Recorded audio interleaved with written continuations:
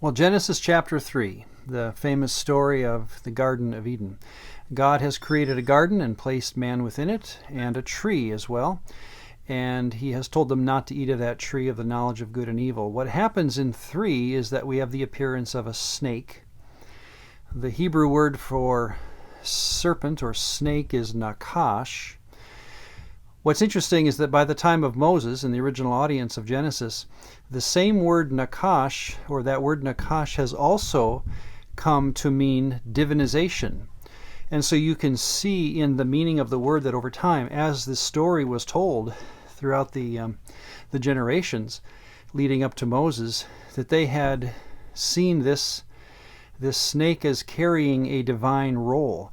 So I think what's happened here, and I think it's pretty clear, that a divine being, a created divine being, has used the voice of the snake to talk to the woman and tempt her to eat of the tree of knowledge of good and evil, thus disobeying God, her creator, and obeying the voice of a competing Elohim.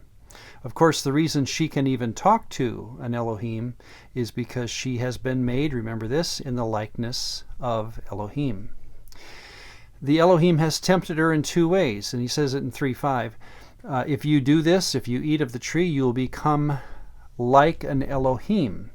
In other words, you would become divine like me, and knowing good and evil. I take that to mean, much like in English we talk about knowing something A to Z. It's like the bookends of the extent of something. So some kind of vast knowledge is what she was tempted by. Of course, she ate, and so did Adam. And immediately they knew that they had sinned.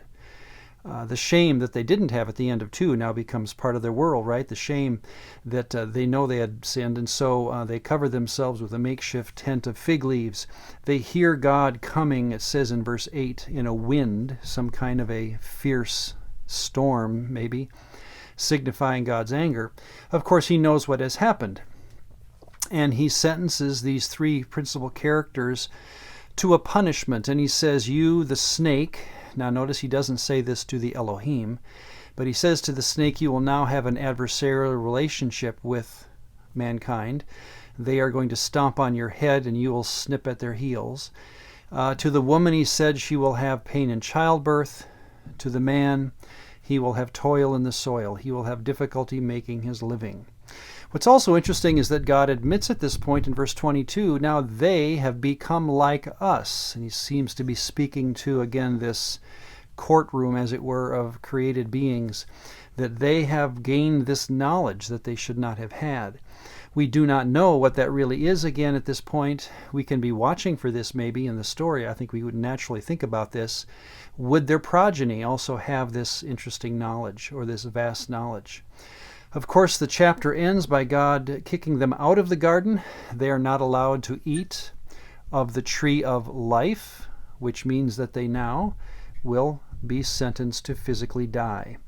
God has kept his promise back in 2:17. If you eat of the tree of the knowledge of good and evil, you will surely die.